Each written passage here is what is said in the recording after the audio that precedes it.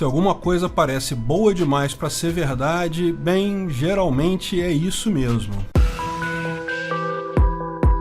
Esse é o Visão Libertária, sua fonte de informações descentralizadas e distribuídas. No início de dezembro foi anunciado que a Argentina fechou um acordo com a China para investimentos de 4,7 bilhões de dólares em ferrovias. O presidente Alberto Fernandes disse que o investimento irá gerar não sei quantos mil empregos e irá revitalizar a ferrovia Nor-Patagônia, gerando melhorias em toda a economia argentina. Alberto Fernandes, lógico, deixou de fora o lado mais assustador desses contratos com a China, feitos dentro da iniciativa Cinturões e Estradas, o Belt and Road Initiative. A obra em si é dada como garantia. Se o país não pagar, a China passa a controlar diretamente esses ativos. Isso tem causado muitas confusões com outros países. Esses projetos dentro do Belt and Road Initiative não são necessariamente um mau negócio. Tudo depende do grau de desespero do líder político e da aceitação de propina para fechar o acordo. A grande dúvida é se esse projeto vai chegar a um termo positivo ou vai virar confusão como tantos outros. Vale a pena entender exatamente o que está acontecendo e o que é o Belt and Road Initiative. Pois bem, a partir de 2013, o Partido Comunista Chinês criou o Belt and Road Initiative, ou BRI, ou em português, Iniciativa Cinturões e Estradas. O nome do programa, como conhecido aqui no Ocidente, na verdade é uma tradução não muito precisa do chinês. Talvez uma tradução mais precisa seria um cinturão, uma estrada. One Belt, One Road. Sendo que cinturão refere-se ao Silk Road Economic Belt, ou cinturão econômico da Rota da Seda, que é a região econômica da Ásia entre a China e a Europa, por onde passaram, no passado, muitas caravanas de comércio. Assim, o programa entende como países do cinturão esses países da rota histórica para a Europa. Por outro lado, o One Road é a estrada alternativa, ou seja, outras formas de se fazer o mesmo caminho. No final, hoje, o programa se aplica no mundo inteiro, havendo vários países participando, mesmo não tendo nada a ver com essa rota histórica entre a Europa e China. Qual a motivação desse programa? Bem, oficialmente a questão é bem simples e até positiva. A China quer ser uma potência econômica mundial, a maior potência econômica mundial. Querer eles até podem querer. A gente sabe, com regime socialista jamais vão conseguir isso, porque a economia da China acaba sendo inerentemente, estruturalmente menos eficiente devido ao planejamento central. Ainda assim, é o que eles querem. Os burocratas do partido estavam preocupados, porém, com um problema: as necessidades de recursos que a China até tem em seu território, mas não em quantidade suficiente para garantir o crescimento contínuo. A China é um país continental, tem muitos minérios, mas, como é típico, depende do mundo para um monte de outras coisas, principalmente produtos agrícolas, alumínio, carvão, petróleo e outro. O problema que enfrentam é que, para muitos desses recursos, na quantidade que precisam para suas ambições,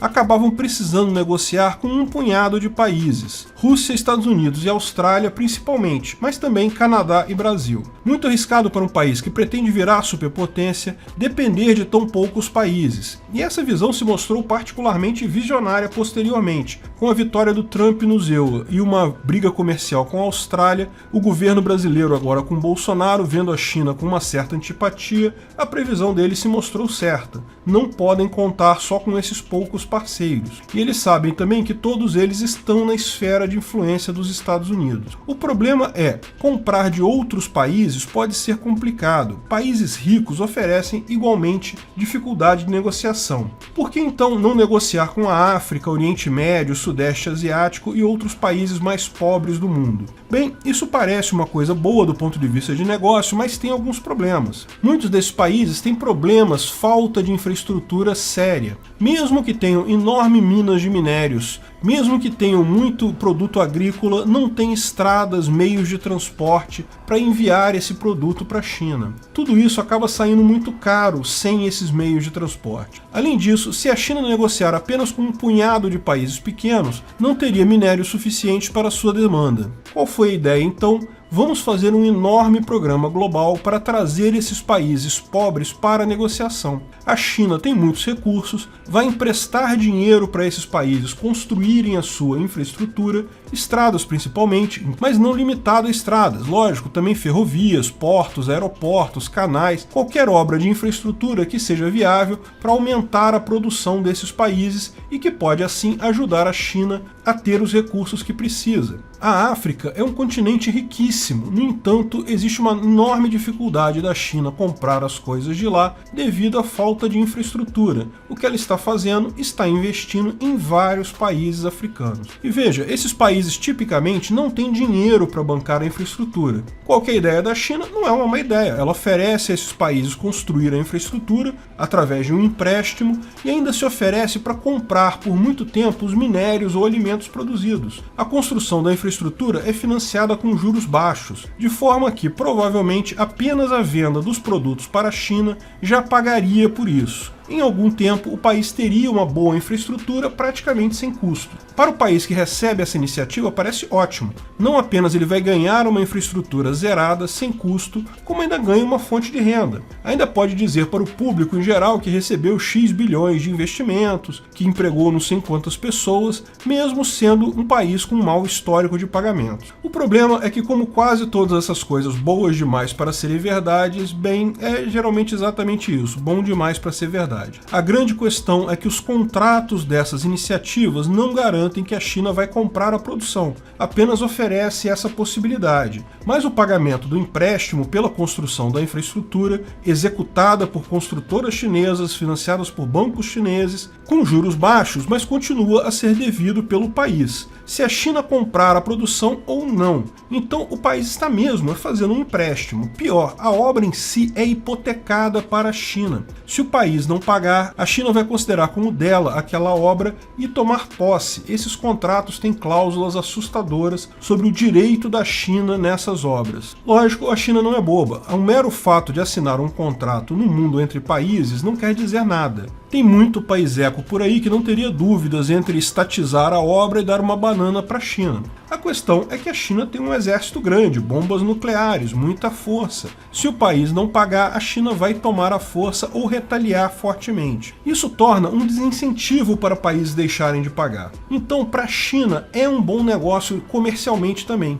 Eles estão fazendo um empréstimo, vão receber de volta, e agora ainda tem mais um lugar para comprar os produtos que precisariam comprar de qualquer forma. O risco que os chineses têm é esses países não fazerem tanto dinheiro assim quanto esperam dessas obras e acabarem não pagando os empréstimos. A China ameaçar retaliação armada pode ser complicado, isso tem um custo grande. E além disso tudo, lógico, eles perderiam os parceiros comerciais. Portanto, o problema desses acordos para os países que os fazem é que é um empréstimo com agiota. Pode até sair mais barato que pegar dinheiro no banco. O problema é que existe o risco de violência. Mas para o agiota, para a China, também é arriscado, porque comprar guerras com vários países, mesmo países pobres, é coisa cara e sem garantia de retorno. Pior, muitos desses países não têm mesmo uma cultura de respeitar contratos, honrar dívidas, esse tipo de coisa. Pior ainda, muitos desses projetos acabaram dando terrivelmente errado, sendo investimentos enormes que simplesmente não trazem retorno devido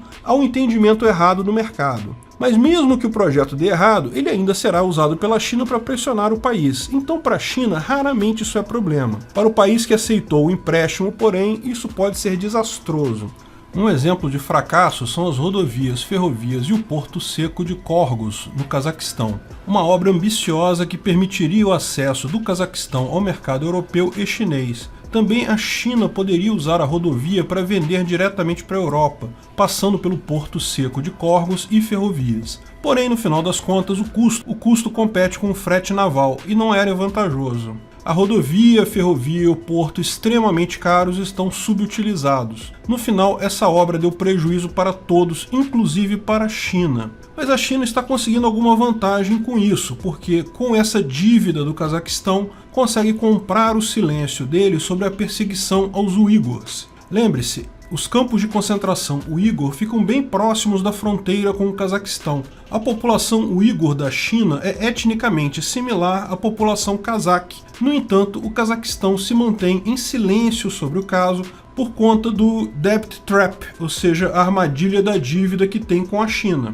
Pior ainda aconteceu com Sri Lanka, um pequeno país no sudeste asiático que não conseguiu pagar pelo porto de Hambantota em 2017 e o porto foi arrendado pela China por 99 anos conforme o contrato. De fato, virou território chinês, a China pode fazer qualquer coisa ali por 99 anos, é como se fosse território da China agora. Paquistão e Turquia também estão com problemas similares e com risco de, literalmente, perder soberania sobre parte do seu território devido a esses acordos. Veja, no final das contas, do ponto de vista libertário, é perfeitamente válido, contrato é contrato. Haver uma fonte de financiamento adicional é uma coisa boa.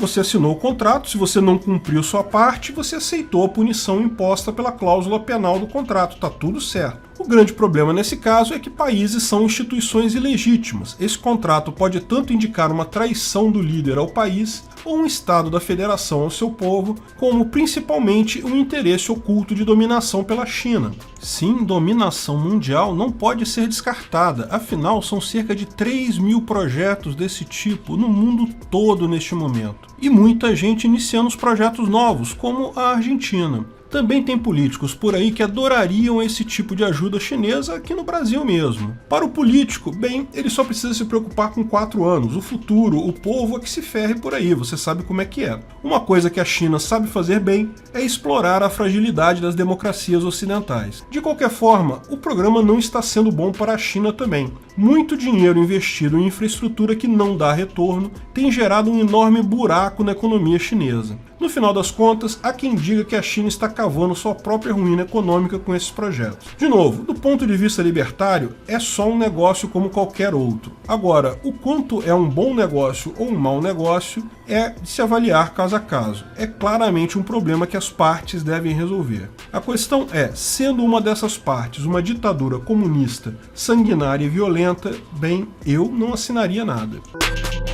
Obrigado por sua audiência. Esse vídeo foi um oferecimento de armataweb.com, cloud e serviços de data center, 100% de compromisso com a satisfação e privacidade dos clientes. Aceitamos Bitcoin, veja o link na descrição do vídeo. Se você gostou desse vídeo, clique no like e compartilhe ele em suas redes sociais. Se inscreva no canal para nos ajudar, clicando no botão vermelho abaixo. Se quiser ser avisado de novos vídeos, clique no sininho ao lado. Saiba mais sobre o nosso projeto no site visãolibertaria.com. Lá você pode sugerir novos artigos, escrever artigos, patrocinar e muito mais. Confira visãolibertaria.com. Até a próxima!